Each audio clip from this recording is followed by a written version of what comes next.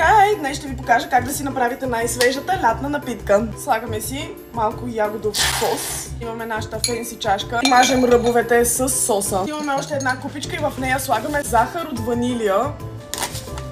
Сипваме малко. Взимаме намазаната чаша и топим ръбовете. Вау! Срязваме бомбонената ягодка и си я слагаме на чашката. Пишете в коментарите, ако сте успели да познаете вече кой вкус ната колко ще сипя вътре. Сега ще си избера най-голямата малинка от този микс. Така, до нашият маршмелоу. Време за истинската